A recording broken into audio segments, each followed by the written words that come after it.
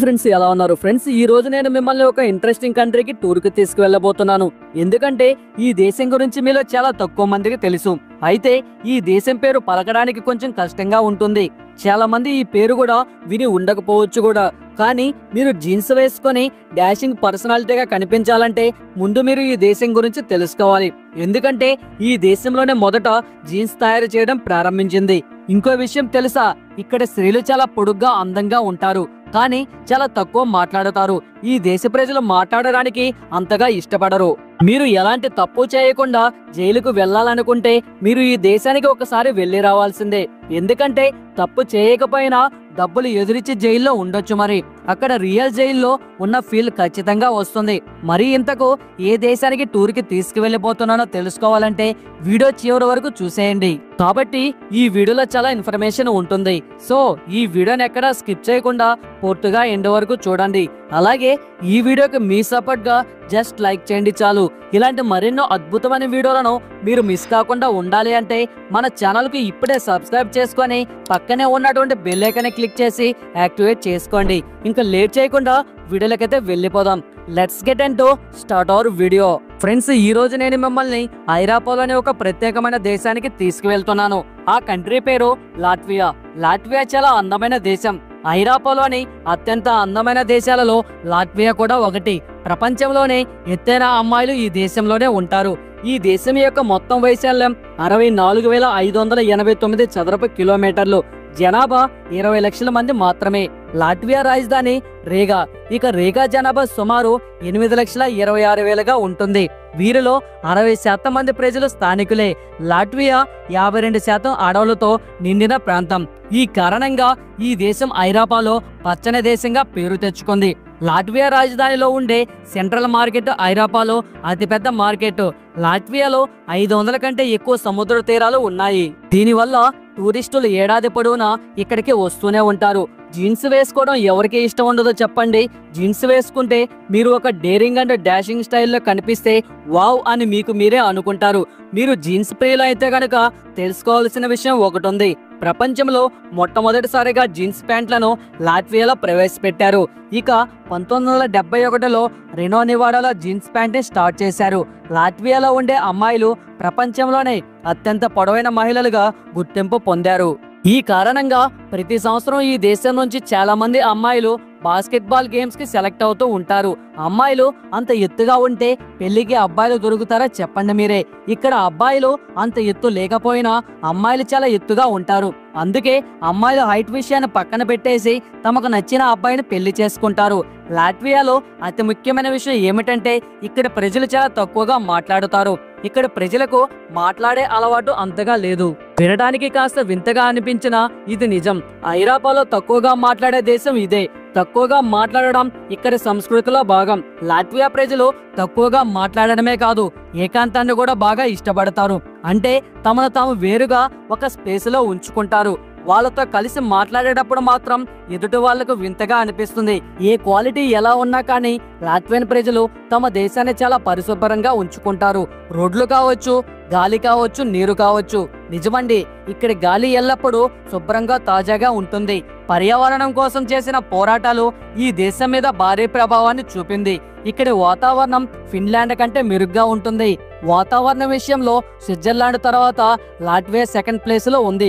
ఈ దేశం గురించి ఇంకో మంచి విషయం తెలుసుకోవాలి. ఇక్కడ బీచ్లు ప్రతి ఒక్కరి కోసం తెరిచే ఉంటాయి. ఎండలో సరదాగా గడపాలన్నా, మహిళలు కొద్దిగా నడవాలన్నా ఇక్కడి టూరిజం ఎవరినైనా ఆహ్వానిస్తూనే ఉంటుంది. ఇక్కడ మిమ్మల్ని ఎవరూ ఆపలేరు కూడా. ఇక్కడ సగానికి పైగా ప్రాంతం అడవితో నిండిపోయింది. పచ్చగా నిగనిగలాడుతూ ఉంటుంది. అందుకే ఈ దేశాన్ని హరిత దేశం అని కూడా అంటారు. ఇక్కడ ఎక్కువగా పుట్టగొడుగులు, జూమాన్ పళ్ళను తీసుకుని తినడానికి ఇష్టపడతారు. ఎండాకాలంలో మీకు ఇష్టమైన వాళ్ళతో వెళ్లి సరదాగా గడిపి రావచ్చు కూడా. లాట్వియా రాజధాని రీగా అని చెప్పుకున్నాం కదా. విమానంలో ప్రయాణించే వారికి రీగా ఒక బెస్ట్ ప్లేస్. ఎందుకంటే ఇక్కడే ప్రయాణం ఇక్కడే మొదలై ఇక్కడే ముగుస్తుంది కూడా. ఇక ఇక్కడ కొన్ని అందమైన ప్రదేశాల గురించి కూడా మాట్లాడుకోవాలి. రేగాలోని ఆర్ట్ నవ్యూ గురించి చెప్పుకోవాలి. ఇక్కడ మీరు ప్రతి మూలలో ఏదో ఒకటి సంథింగ్ డిఫరెంట్ గా కనిపిస్తుంది. అప్పట్లో ఇది ఒక జిల్లా. 1904 నుండి 1914 మధ్య నిర్మించిన ఇల్లు ఇక్కడ కనిపిస్తాయి. ఇవి చాలా అందంగా చాలా కలర్ఫుల్ గా ఉంటాయి. రీగా ఓల్డ్ సిటీ కూడా చూడొచ్చు. ఇది యునెస్కో ప్రపంచ వారసత్వ ప్రదేశం యొక్క అత్యంత అందమైన ప్రదేశంగా ఎంపికైంది. రీగా యొక్క ఓల్డ్ అర్బన్ ప్లేస్ అన్నమాట. ఇక్కడ రంగురంగుల ఇల్లు, ఆకర్షణీయమైన రెస్టారెంట్లు, షాప్స్, ఫేమస్ చర్చిలు కూడా కనిపిస్తాయి. ఇక్కడ మీరు ప్రార్థన కూడా చేసుకోవచ్చు. ఇక్కడ వీధుల్లో తిరగడం మోస్మరైజింగ్ గా ఉంటుంది. ఇక్కడ కనిపించే ఇల్లు టూరిస్టులను ఆకర్షిస్తాయి. ఇక్కడ ఉండే సెయింట్ పీటర్స్ చర్చికి వెళితే ఆ ఫీల్ ని, ఆ ఎక్స్పీరియన్స్ ని ఎప్పటికీ మర్చిపోలేరు. చర్చి టవర్ నుండి ఎన్నో అద్భుతమైన దృశ్యాలు, డిఫరెంట్ ప్యాటర్న్ కనిపిస్తుంది. సెయింట్ పీటర్స్ చర్చి నగరం మధ్యలో కనిపిస్తుంది. ఓల్డ్ సిటీ మాత్రం దోగావా నదికి అవతలి ఒడ్డున ఉంటుంది. ఈ ఓల్డ్ సిటీ చూడాలంటే ఎంట్రీ ఫీజు కూడా ఉంటుంది. ఎంతో తెలుసా? జస్ట్ $9 మాత్రమే. పెద్ద కాస్ట్ అనుకోకండి. ఇక్కడి అందాల ముందు ఆ ఎంట్రీ ఫీజు చాలా తక్కువే. ఇక ఇది బోస్కో క్యాజువల్ రిగాకు దక్షిణంగా గంట ప్రయాణిస్తే ఇక్కడికి చేరుకోవచ్చు. 15వ శతాబ్దానికి చెందిన బోస్కో క్యాజువల్ ను చూడడానికి చాలా అందంగా ఉంటుంది. ఇది 2 నదులు కలిసే చోటు. ఇది అందంగా కనిపిస్తుంది. ఈ ప్యాలెస్ చుట్టూ పారుతున్న ఈ 2 నదులు ఎలా కలుస్తున్నాయో మీరు చూడొచ్చు. ప్యాలెస్ లోపలికి వెళ్ళడానికి మా దగ్గర అంత టైం లేదు ప్రస్తుతానికి. లేదంటే మాత్రం ఖచ్చితంగా లోపల ఉన్న అందాలను చూపించే వాళ్ళం. దీని లోపల ఒక మ్యూజియం కూడా ఉంది. ఈ ప్యాలెస్ లాట్వియా దేశపు జీవిత చరిత్రను వర్ణిస్తుంది. ఇక ఇది లాట్వియాలో 3వ అతిపెద్ద నగరమైన లిబాజా. ఇది దేశానికి పశ్చిమ దిక్కున ఉంటుంది. ఇది నేరుగా బాల్టిక్ సముద్రం ఒడ్డున ఉంటుంది. ఈ కారణంగా ఇది ఒక నౌకాశ్రయంగా కూడా ఉపయోగిస్తారు. ఈ ప్రాంతం పర్యాటకులను బాగా ఆకర్షిస్తుంది. ముఖ్యంగా ఎండాకాలంలో ఇక్కడికి చాలా తక్కువ మంది వస్తారు కాబట్టి బీచ్లు ఖాళీగా ఉంటాయి. కాబట్టి మీరు వెళ్ళి హాయిగా ఎంత టైం అయినా అక్కడ స్పెండ్ చేయవచ్చు. ఇక్కడికి ఒక్కసారి వెళ్తే తిరిగి రావాలని అనిపించదు. చక్కటి వాతావరణం అక్కడ ఉంటుంది. ఇక ఇక్కడ చూడదగ్గ మరో ప్రాంతం రోండెల్ ప్యాలెస్. లాట్వియాకి సంబంధించిన రాజభవనాలు ఇక్కడ ఎక్కువగా కనిపిస్తాయి. ఈ రాజభవనాలు ఎంతో అందంగా ఉంటాయి. రోండెల్ ప్యాలెస్ చూడడానికి అందంగా ఉండడమే కాదు, ఎక్స్పోర్ట్ చేయదగ్గ గొప్ప చారిత్రాత్మక ప్యాలెస్ కూడా. ఈ భవనాన్ని 18వ శతాబ్దంలో నిర్మించారు. ఈ ప్యాలెస్ లో పని చేయడానికి, శిల్పాలను చెక్కడానికి జర్మనీ, ఇటలీ నుండి శిల్పులు, చిత్రకారులను తీసుకొచ్చి పనులు చేయించేవారు. అంత అందంగా ఉంటుంది ఈ ప్యాలెస్.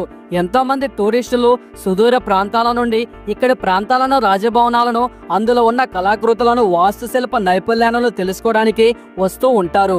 సో ఇది ఫ్రెండ్స్ ఇవాల్టి వీడియో. చూశారు కదా. ఈ వీడియో మీద మీ అభిప్రాయం అనేది ఖచ్చితంగా మాకు కామెంట్ రూపంలో తెలియజేయండి. ఈ వీడియో మీకు నచ్చినట్లయితే లైక్ చేయండి, షేర్ చేయండి, అలాగే కామెంట్ కూడా చేయండి. మన ఛానల్లో ఫస్ట్ టైం చూస్తున్నట్లయితే ఈ ఛానల్కి ఇప్పుడే సబ్స్క్రైబ్ చేసుకొని పక్కనే ఉన్నటువంటి బెల్ ఐకాన్ క్లిక్ చేసి యాక్టివేట్ చేసుకోండి. Thanks for watching. నెక్స్ట్ వీడియోలో మళ్ళీ కలుసుకుందాం. జై హింద్ అండ్ జై భారత్.